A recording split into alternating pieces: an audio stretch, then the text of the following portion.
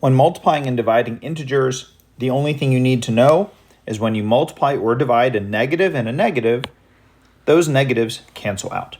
So how do you do this? You're going to multiply or divide as normally as you could. Multiplication tables if you need them, otherwise you could just do it in your head or on paper. You're going to visualize canceling out pairs of negative and negatives. And if after you do your canceling, if there's still a negative sign left over, then your answer is negative. Very, very simple. All right, let's look at 4 examples. The red one first. -3 times -2. This is as simple as could be. 3 times 2 is 6. There's nothing to cancel because there's no pairs of negatives, but I do see a negative sign kind of left over, so your answer becomes negative, right? While I'm zoomed into this screen, let's do the blue one below it. There's 3 numbers here, no worries there. I'm going to do 8 times 3 and get 24.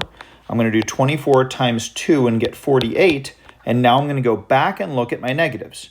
I have a pair of negatives. They're going to cancel out, and when those things cancel out, there's no negatives left. That means there's no negative in your answer. Your answer is just 48. It's that simple. Let's slide on over if you need them, and 2 more. The red one on top, I have -5 times -3. Well, 5 times 3 is 15, and as the previous one was, I have a pair of negatives. A pair of negatives cancels out.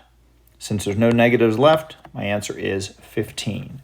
And while I'm only showing multiplication, it works for division as well.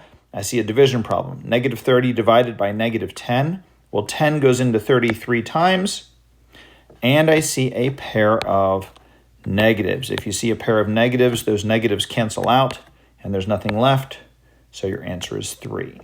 Positive and negative numbers divide very easily and multiply very easily.